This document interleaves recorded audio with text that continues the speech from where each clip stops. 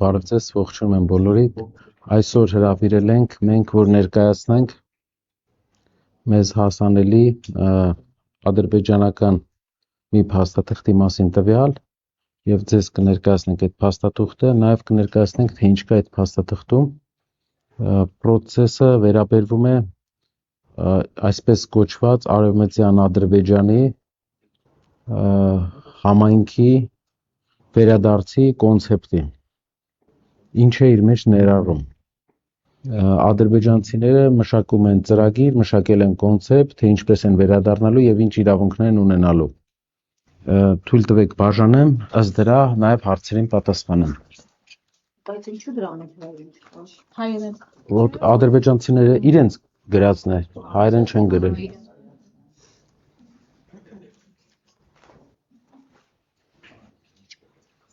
Այո, այո։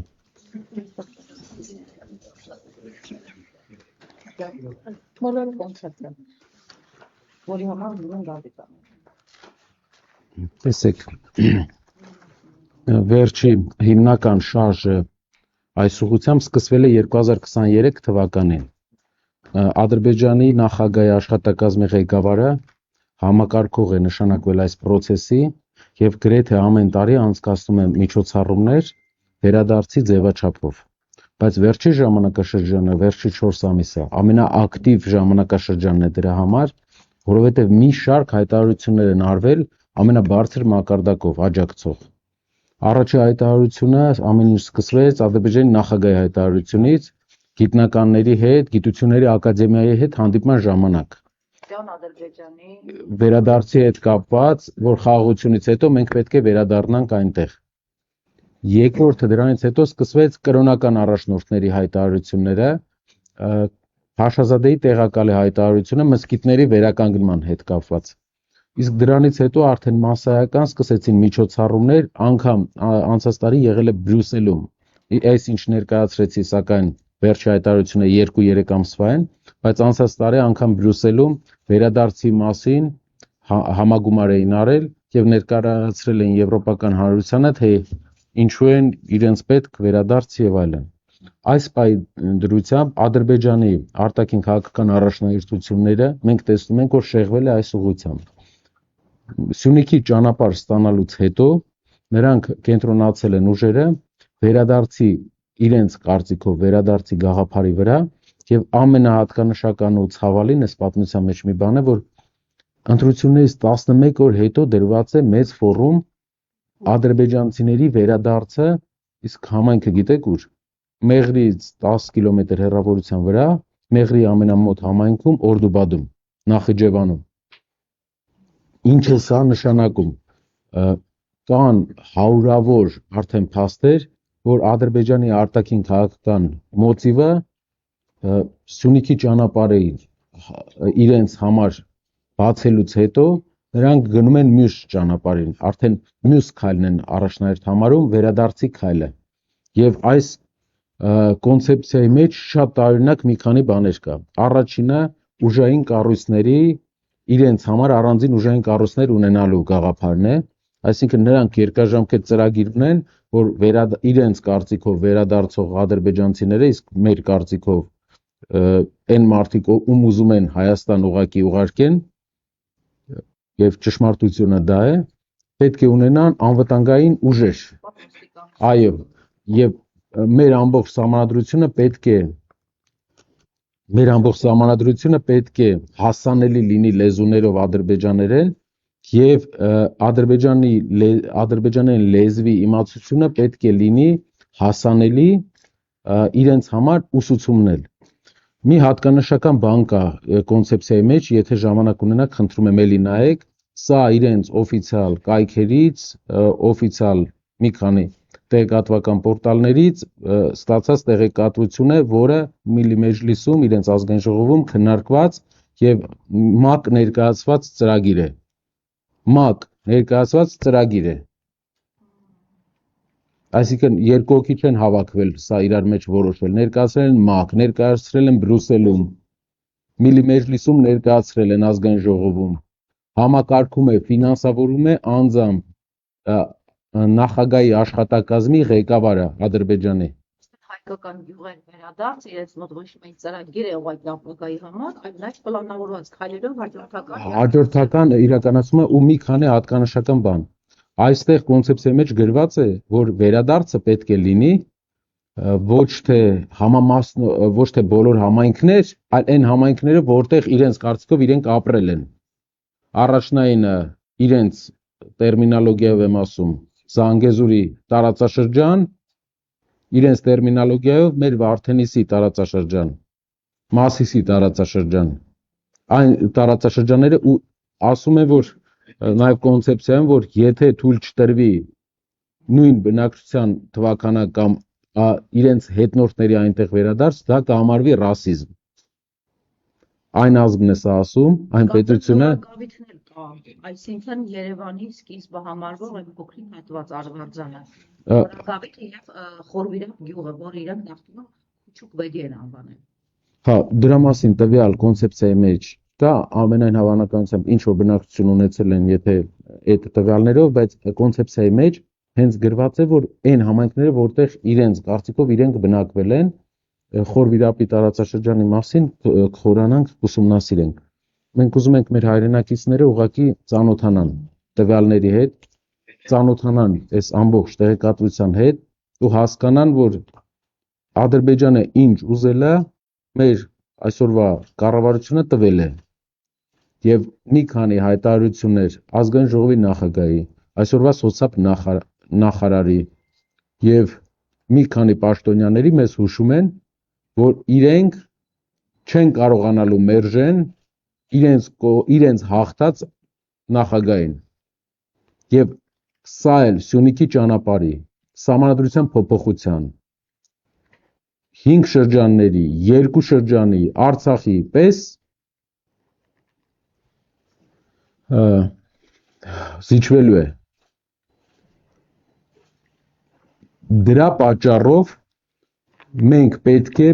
մեծ երկրում մեծ փոփոխություն անենք այս մարդկանց, ովքեր պարտություն են կրել եւ զիջել են գրեթե ամեն ինչ, անգամ Սահմանադրության փոփոխությունը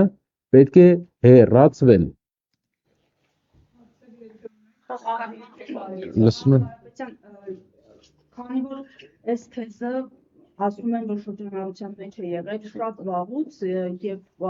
դրան պետք չէ ուշադրություն դարձնել, դրանք ադրբեջանական նարատիվներ են։ Փաշինյանը մի անգամ չի, որ հերքել է դրա գործությունը 2025-ի հունվարին կարծեմ ինքը հայտարարել էր իլուր այսպես Ադրբեջանի, որ այստեղ չկան Արևմտյան Ադրբեջանին պատկանող տարածքներ ու հավասարության նշան է դրել Արևմտյան Հայաստանի հետ։ Նախ այս հակադրությանը կգնանք անդրադառնանք, ճիշտ է, այսպես այս երկու տարատեսակ պատմության տարբեր փուլերում ստեղծված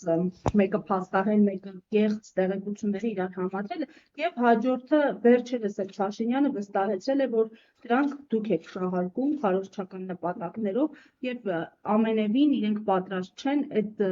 խոսույթը այստեղ։ Շնորհակալ եմ այդ խոսքի համար, շնորհակալ եմ։ Այո։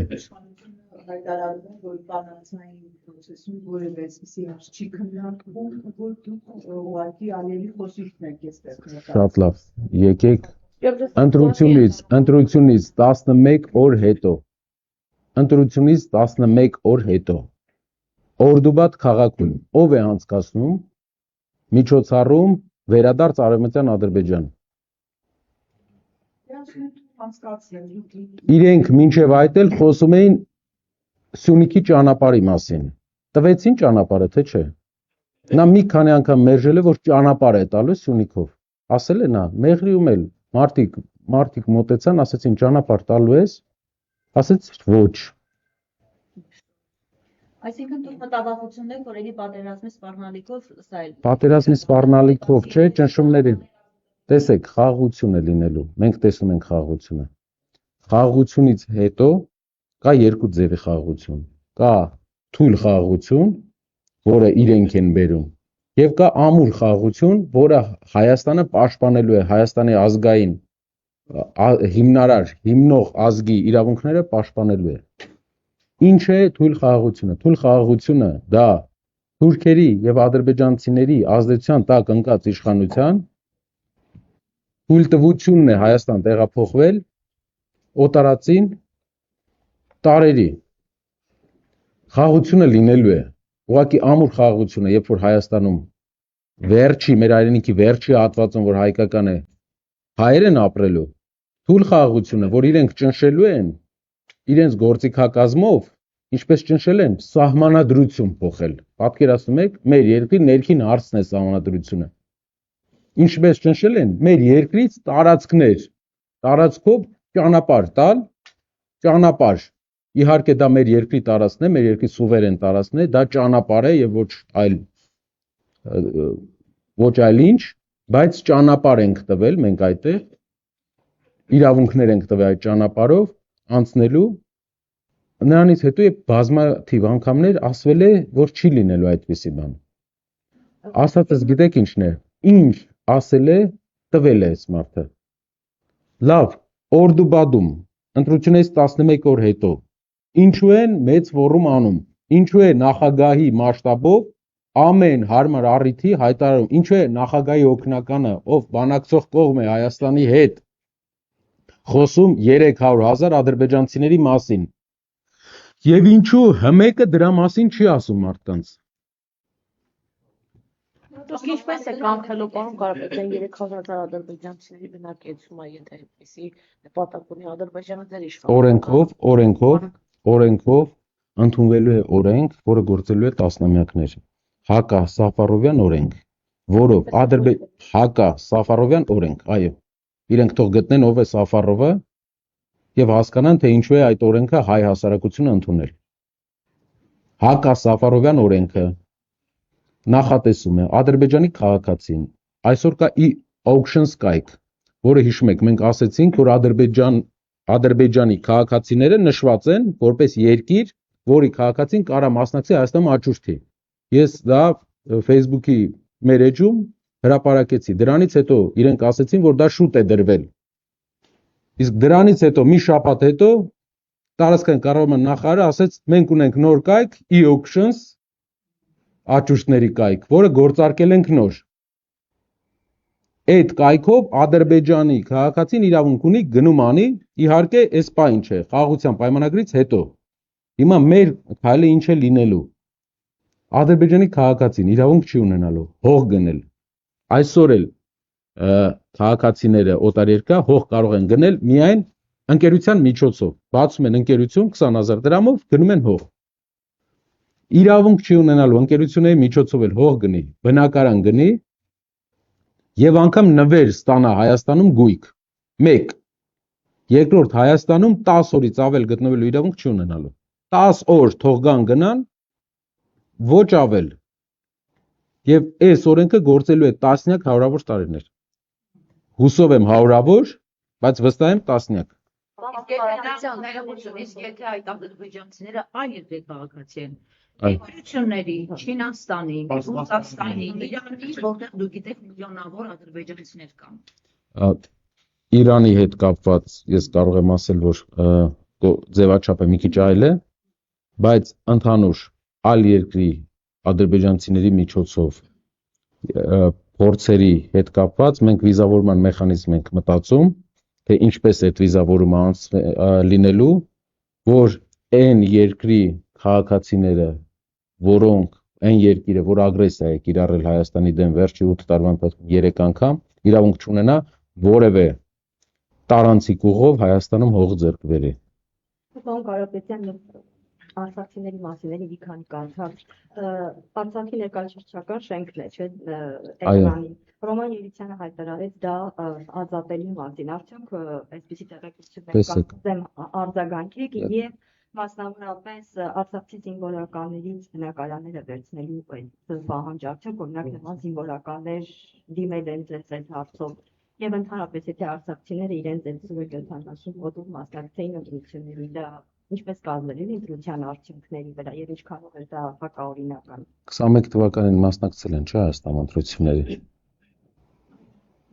Իսկ ինչու հիմա չեն մասնակցում, որովհետեւ այս իշխանության դեմքը իրենք արդեն տեսել են։ Լավ է որ մեր մյուս հայրենակիցները այլ տարածաշրջաններում դեռ այնքան չեն տեսել, ինչքան արցախցիներն են տեսել։ Փառք Աստծո, որ տենց չեն տեսել։ Իմ հետևում, այո, Արցախի ներկայացուցչությունն է։ Իսկ գիտեք ինչու է այստեղ, որովհետև սա երկու Հայաստանների ցուցիչ է։ Այս շենքի վրա ամբիցիա ունի Բաքվում գործող Արևմտյան Ադրբեջանի թատրոնը։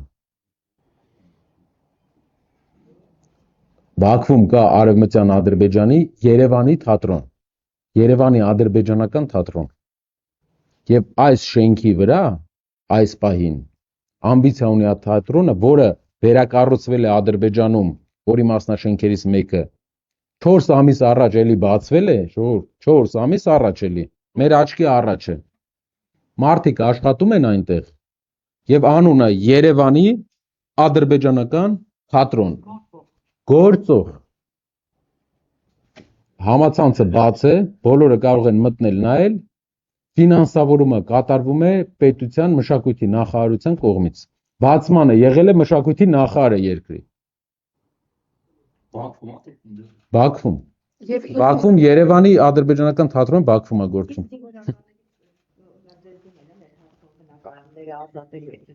Խորքային տեղեկատվություն դեռ չունենք, մեր թիմը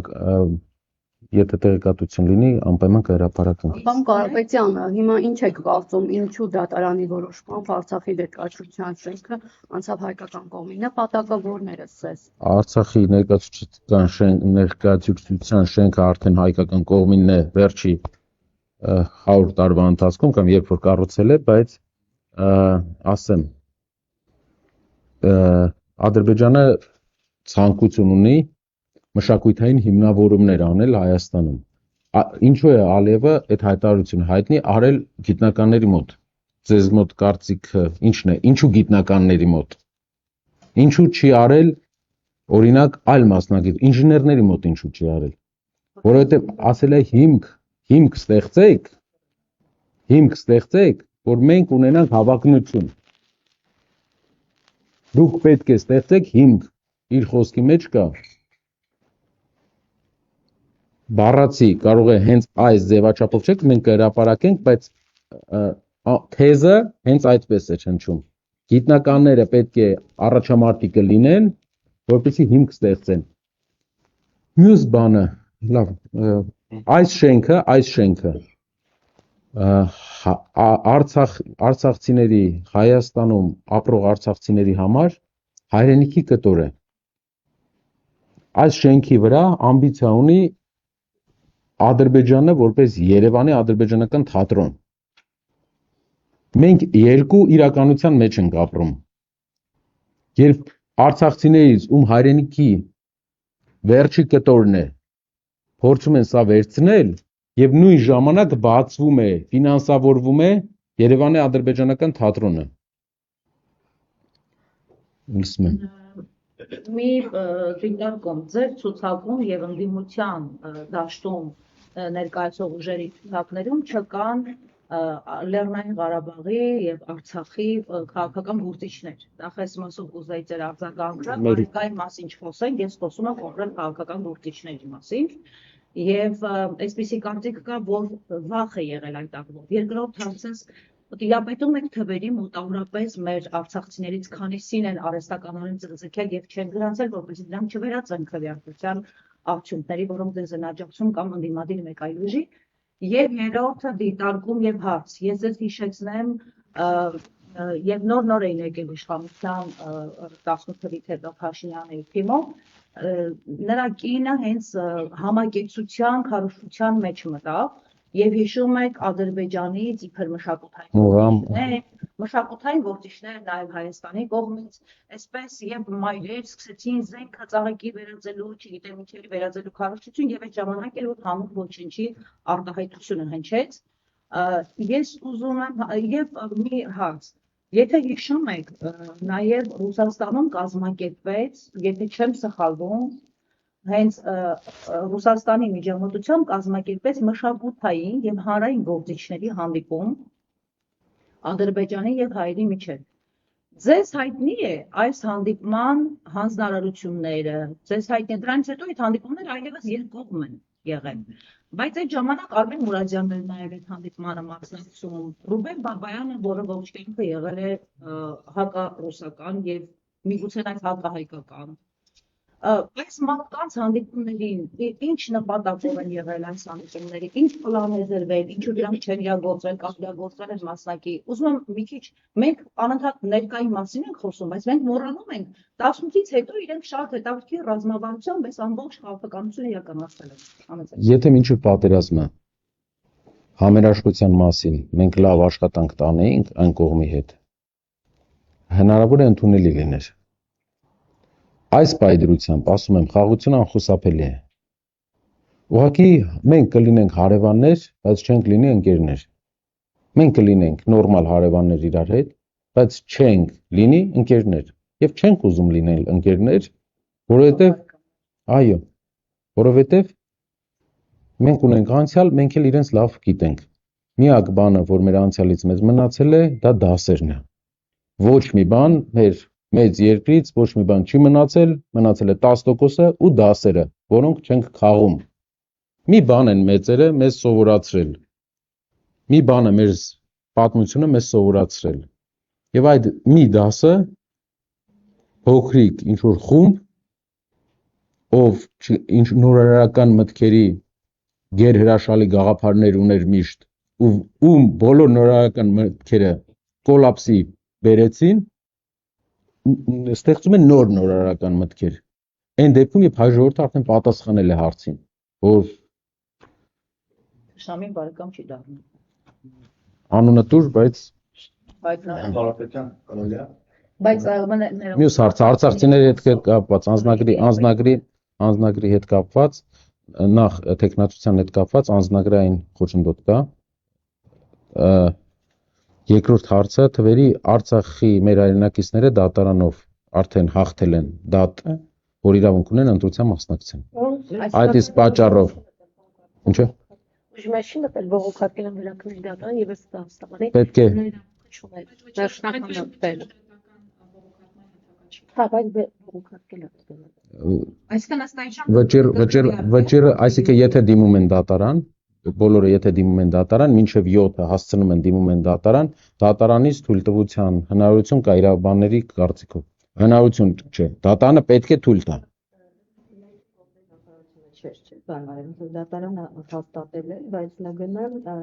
բողոքարկել են, որ իրավունք բողոքարկում են հանկարծ չտալ Հայաստանի ներքին գործերի նախարարությունը Այսինքն դուք չունեք վետո քաղաքական գործիչների մասով, որ արցախցիներին ներգրավեն քաղաքական մենք տարբերությունը չենք, տենց տարբերություն չենք էլ զգում, ճիշտը որ ասեմ, այսինքն տարբերություն չկա, կան մեր գործիչները, ով փորձ ունի ու եթե անձնագրային խոչընդոտ չլիներ, սիրով։ Իսկ թիմային աշխատանքում ներգրաված է նրանք։ Իհարկե, բոլորը։ Պարոն Կարապետյան, նախ ինձ համար անակնկալ էր շրջառողություն շփոթով այս թեմայով ասուլիս հրավերելու բանից, մի փոքր ուշ ասել եք, բարձրաբանեք, ինչ հրատապություն կար այս թեմայով հիմա եւ Նիկոլ Փաշինյանը ձեզ սպառնացել է հենց այս թեմայով, այսինքն լեզվեցության մեղադրանքով դատի տալ եւ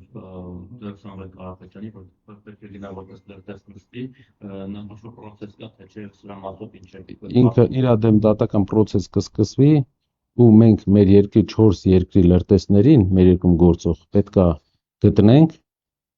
ու ես իրապես համաձայն եմ, որ լրտեսություն անող գործակալները պետք է համաձայնենք բոլոր տեսակի, անգամ եվրոպական կոնվենցիաներից դուրս ենթարկվեն պատասխանատվության։ Ժամանակը կգա, մենք հայտարարել ենք, որ պետական դավաճանության մասին լինելու է բաց դատ, լինելու է թափանցիկ դատ, որտեղ պաշտպանվողներն էլ եւ տուժողներն էլ ունենալու են բոլոր իրավունքները հավասար եւ մեր ժողովուրդը կիմանա։ Մեր ժողովուրդը կիմանա։ Մեկ էլ երեք ցնցական կոռուպցիոն են կարծեմ հաղորդագրություն տարածեց դեպքիմակից Ալիկ Ալեքսանյանի տարածած տեսանյութի հետ կապված, որ կառավարության նախաձեռնվել հետաքրքիր է այս մասը։ Իսկ հակակոռուպցիոն ինչ կապ ուներ այդ վարույթով։ Այն տեսանյութը գիտեք, որ մի զինվորականի խոսքը Զինվորականը ասում է դիրքերից մեզ հանել են։ Դիրքերից զինվորականն մեզ մոտեցել է զինվորական եւ ասել է, որ մեր դիրքում էլ մարդ չկա։ Ասել է մի քանի անգամ ճշտում ենք արել։ Իր գործընկերների հետ ենք ճշտում արել։ Հնարավոր է մարդուն ճշտման տակ ինչ որ բան են կորզել։ Բայց մարդը մոտ մի 5 անգամ մեզ ասել է, որ մենք դուրս ենք եկել, դիրքում էլ մարդ չկա։ Մեր դիրքը էլ հայկական զորքի կողմից չի կառավարվում։ Դա ամեն դեպքում մարդը զինվորական ծառայության մեջ է, հնարավոր է ինչ որ ազդեցությունների տակ ինչ որ բան է ասել, մենք այդտեղ որպես լրատվամիջոցներն էլ լուսաբանել են եւ կարծում եմ այդպիսի հատկանշական բաներ պետքա լուսաբանվի, որ Վարդենիսի իրենց առաջխաղացումների օրը չընկնենք։ Պետք է լուսաբանենք, պարոն Մակարյան, որովհետեւ ինչը չենք լուսաբանում, հետո մի օր զարթնում ենք, տեսնում ենք օրինակ մի քանի 100 մետր առաջ եկած դիրքեր, օրինակ Վարդենիսում, որի մասին մեր գոլեգաները ընդդիմության կարծում եմ պարոն Թաթյանը հայտարարել է։ Նկատում եմ Ալիկ Ալեքսանյանի մասով ինչ-որ գործընթաց կա, օրինակ նա ներգրաված է, թե միայն այդ Կարծում եմ չէ, բայց դա որևէ խոչընդոտ չի, ինչքան այդպիսի տվյալներ լինեն, մենք հրապարակային ասել ենք։ Վերաբերյալ քրեական վարույթը ենթադրյալ Ռուսաստանի քաղաքացիություն ունենալու վերաբերյալ ինչ-որ կարգավիճակ ունեք, հրավիրվեցի։ Չենք հրավիրվել, չեմ հրավիրվել։ Վարույթի մասին մենակ մամուլից եմ տեղեկացել, չեմ հրավիրվել, այդպիսի է, դա անլրջություն է։ Երևի անլրջություն։ Իրենք պետք է հասկանան, որ եթե մի բան լինի, մենք ասենք կա, եթե մի բան չկա, ասում ենք չկա։ Որևէ կաշկանդվածություն չունենք առավել եւս մեր հասարակությունից։ Այս թեմաները արդեն այլ հարցերի եք պատասխան ՀՏՄ-ում 3 հայտարարություն տարածվեց Հայաստանի վերաբերող եւ կարծեք ժամանակ տրվեց Հայաստանի իշխանություններին մինչեւ դեկտեմբերին ասացին նորից կանդրադառնան Հայաստանի թեմային։ Նախ այս իրավիճակը ինչպես եք դուք բնութագրում, ինչ գնահատական ունեք այս պահին Հայաստան հանրության արժեքը կարելի ասել նաեւ փակուղու արժեքը։ Զելենսկի այցից հետո շատ դրամաբանական էր, որ կլիներ հակազդեցություն։ Վերջի 8 տարիների ընթացքում այս իշխանությունը որևէ գործընկերային առևտրային հարաբերություն չի զարգացրել։ Մի օրինակով մեր ամենալավ դաշնակից երկրներից մեկը Ֆրանսիան է, չէ՞։ Հայաստանից Ֆրանսիա արտանումը Փաշինյանի կառավարման ժամանակ 20% ընկել է։ Ինքը չեն աշխատում մարդիկ, ռեալ դուք կարող եք տեսնել, մարդիկ չեն աշխատում, լավ ռիլեր են անում, պատմում են ինչ որ բախտի բերման հաջողությունների մասին պատմում են բյուջեից ոնց են փող ծախսել, դա հերոսություն չի բյուջեից փող ծախսելը, բայց չեն աշխատում, որ գոնե 20% աճ լիներ 8 տարվա ընթացքում Ֆրանսիա արտանումը։ Երբ որ դու չունես այլ գործընկեր, մեր ասած ի՞նչ է, դու չունես ուրիշ գործընկեր, դու ոնց ես հարաբերություն ռիսկի տակ դնում, քո ժողովրդին հարվածի տակ դնում։ Այն դեպքում, երբ նախարարը դուրս է գալիս, ասում է լոլիկի համար մենք քաղաքական Դու ասա էկոնոմիկայի նախարար ես, դու պետքա քո պարտքնա գյուղացու մասին մտածես, դու նաև գյուղատնտեսության նախարար ես, նաև մի քանի ուրիշ նախարար ես, քո պարտքը կատարի, թող արտաքին գործերը զբաղվի արտաքին գործերի նախարարությամբ, առաջնահերթությամբ, եթե զբաղվում է։ Եվ մյուս հարցը կարևոր էկոնոմիկայի մասին։ Արևմտյան Ադրբեջանի իրենց կոնցեպցիայի մեջ մի հատ Եվս մեկ տնտեսական վտանգավոր իրողություն կա, որի մասին մեր մամուլը չի նշել։ Ուրեմն ցեղասպանության օրերին, ցեղասպանության օրը կամ 24-ին կամ 1 օր հետո Ադրբեջանի տնտեսագիտական համալսարանում բացվել է իրենց կարծիքով արևմտյան Ադրբեջանի տնտեսության ամբիոն,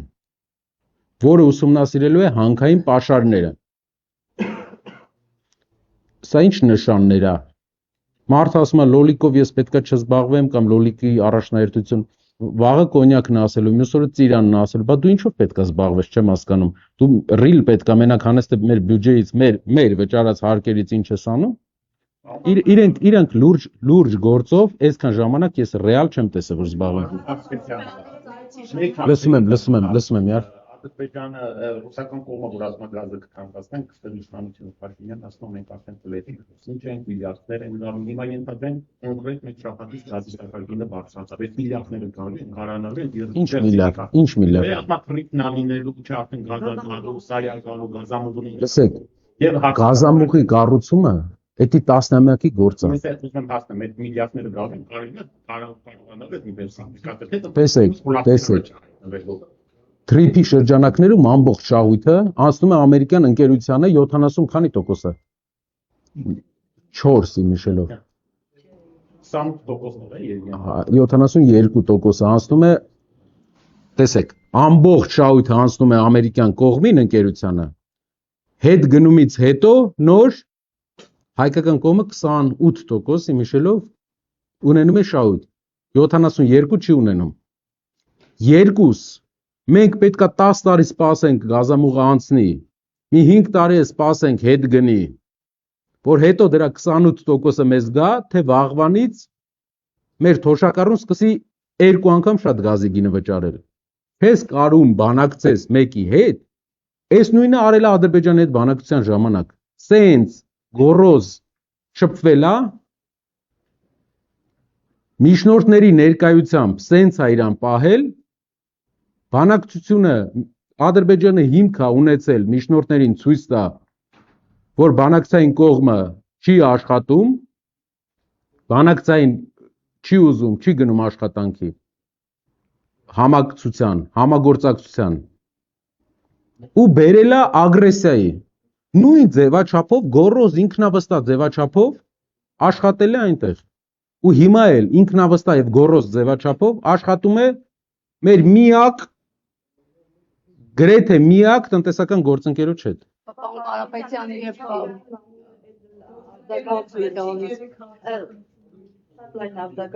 Հայաստանում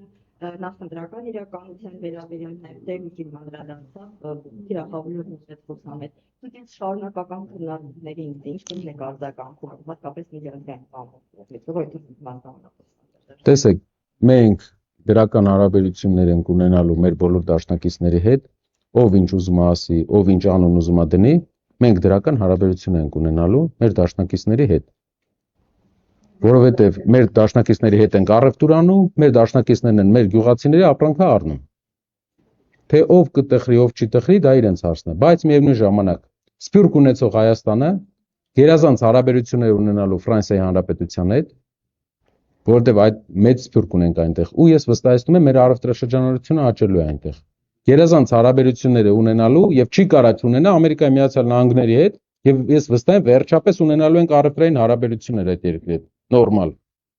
արտանում ենք ունենալու առևտրային հարաբերություններ երբ ասում ենք խոսքը չի գնում այնտեղից բան առնելու խոսքը գնում է այստեղից բան արտանելու մասին մենք պետք է հարաբերություն ունենանք որ այստեղից Ֆրանսիա մի բան արտանենք ինչը շատ դժվար է որովհետեւ այդ երկիրը զարգացած արդյունաբերություն ունի դժվար է մենք պետք է բայց հնարավոր հումքային առումով հնարավորության բազաներ կան Ամերիկայի Միացյալ Նահանգները ավելի հեշտ է որովհետև մեծ ներկրող է Պարոն Կարապետյան եւ մեկ հարց է կապված վերջին ձեր հայտարարության հետ երբ հայտարարեցիք որ հաջորդ իշխանությունների օրոք Հայաստանին զենքը ծրի են տալու կամ նվեր են ստանալու այս հայտարարությունը բավականին քննադատությունների ենթարկվեց իշխանության ներկայացուցիչները հայտարարում են որ այդ որ երկրից եք ծրի զենք բերելու կամ էժան գնող Ռուսաստանից այն երկրից որ Հայաստանը դիմակ վճարեց զենք ձեռք բերելու համար բայց մատակարարում չեղավ եւ նաեւ ասում են եթե նման հնարավորություն կա ինչու այդ ծրի զենքը չէր բերվել նախորդ իշխանությունների ժամանակ եւ ձեր հայրը աշխատակազմի ղեկավար պատասխանեմ երկրի առաջնորդը լինելով Սամվել Կարապետյանը մենք տեսնում ենք որ մենք կունենանք շատ էժան ռազմական գնումներ մի պատճառով, որ մոտ է հյուսիսային պատերազմի ավարտը։ մոտավորապես 12 ամսվա ընթացքում ավարտվելու է Հյուսիսում երկու երկրների միջև պատերազմը, որից հետո ամբողջ ռազմական արդյունաբերությունը այդ երկրների ունենալու է արտադրանք, բայց չի ունենալու պահանջարկ։ Այդ ժամանակ, որպես արդյունաբերության մարդ եմ ասում, իրենք պատրաստ են լինելու անգամներով էժան վաճառեն ռազմական մթերքը, քանի որ մեծ արտադրանք ունեն եւ փառք Աստծո պատերազմի կանգնելու պարագայում չեն կարողանալու այդ ռազմամթերքը իրացնել։ Եվ մենք հայտնվելու ենք մեր պես երկիր, որը էժան գներով գնելու է։ Իսկ որոշ դեպքերում դաշնակցային հիմքերը ամրապնդելու, եթե ցանկություն պետք է մի երկիր ունենա, որովհետև մեր երկրի հասարակության մեջ հարցեր կան մեր դասական դաշնակիցների հանդեպ։ Մենք ստանալու ենք անվճար, իրենք չեն կարող ստանալ անվճար։ Իրենք անգամ գումար են ուղարկում, ճիշտ են ասում։ Իրենք անգամ գումար են ուղարկում, չեն կարող զենքը ստանան։ Այն լիֆտը կանչելու պատմությունն է, որ լիֆտը կանչում ես չի գալիս։ Իրանք լիֆտն են կանչում, չի գալիս։ Լավ չի։ Այո, ասեմ, կանչողից է։ Ինչ եք անելու, որ դա ինչ եք անելու սա։ Ինչ մեխանիզմ եք կիրառելու, որ դա կներեք, հեսա ինչ մեխանիզմ եք կիրառելու, որ Ռուսաստանը մենք ունենալով մենք ունենք տեսլական հարաբերությունների կարգավորման։ Տեսլականը փոխվստահությունն է, բաց խաղալու քաղաքականությունը։ Հայաստանը իրավունք չունի վատ հարաբերություններ ունենա իր սփյուռքի հիմնական 3 երկրների հետ, որտեղ իր սփյուռքը ապրում է, եւ 4 կարելի ասել։ Ամերիկայի Միացյալ Նահանգներ, Ֆրանսիա, Ռուսաստան եւ Իրան։ Մենք բաց աշխատելու ենք, բայց մենք տեսնում ենք, որ մենք ունենալու ենք վստահությունը, որ մենք հակա իրենց երկրի քայլ չենք անելու, որ այստեղ որևէ երկրի լրտես նստած չէ, կասկած կա այդ մարդկանց մեջ։ Սա տպված է Ադրբեջանի ասած է դուք կոնցեպցիան ճտարդու լեզուներով տպել եք։ Ոչ, սա ադրբեջանական կոնցեպցիան է, որը իրենց կայքերում կա, այս պահին իրենց կայքի հղումը կարող եք վերջի էջում տեսնել։ Այդ կայքի հղումից մեր մասնագետները, ադրբեջանագետները տպել են հենց նույնը, ինչ կայքում կա, եւ ներկայացնում ենք ձեզ։ Պետք է այս համայնքը այնպես անի, որ Հայաստանը ստանցնի պարտավորություն քաղաքական պայմանագրի վերաբերել այս հարցը։ Մենք արդեն գիտենք նախաստրատեգիա։ Այո։ Այստեղ նույնպես վերադառնամ այն մեղադրանքներին, որ ձեզ ավողում, որ դուք Ալիևի դոսիկն եք դրել, այսինքն գուցե իշխանությունը այս հարցը փակել է, որովհետև դուք քաղաքական նախաստրատեգիաց տեքստը չի տեսնում։ Իսկ ում հետ Ալիևի ներքին լսարանի համար է, այս ֆորումները, տեքստերը, այս կոնսպեկտը 30 տարի ներքին լսարանի համար էր խոսում Արցախի հարցումով։ Հա, այո, 30 տարի։ Պատասխանը սենց էս հարցն է։ 30 տարի ներքին լսարանի համար մենք միշտ խոսում ենք, ասում ենք ներքին լսարանի համար է ասում, որ Արցախը հետ ենք բերելու, իրենք իբր հետ են բերելու, գրավելու է Ղարաբաղը։ Ներքին լսարանի համար թե արեց գործը։ Ներքին լսարանի համար ասում էին Սյունիքի ճանապարհի մասին է խոսում։ Ասում են պատկերացիք 70 օր առաջ այդ մարդը բարձրացել է եւ ասել է հիմքեր պատրաստեք իր գիտնականներին։ Չի գնացել ինչ որ այլ քաղաքական հանդիպում չի եղել։ Երկը նախագահ հանդիպել է գիտնականների հետ։ Կոնցեպցիայի մեջ մի շարք այլ հետաքրքիր բաներ կա, որը դուք կտեսնեք, որ նա այնտեղ ասում է, որ այլ ընտրանքային ուղիներ են փնտրելու։ Եթե այս տարբերակը չեղավ այնպես, ՄԱԿ-ը պետք է ստանձնի պարտավորություն, եթե չեղավ այդ տարբերակը, խնդրում եմ որ նայեք կտեսնեք։ Այսինքն իրենք 2-3 սցենարներ քննարկել են եւ հիմնականում ՄԱԿ-ի ձևաչափով, ինչու գնացին Բրյուսելով արեցին։ Պրոցեսները քննարկում են, աշխատանքը գնում։ Մեզ պետք է մեկը շուտ տեղեկացներ,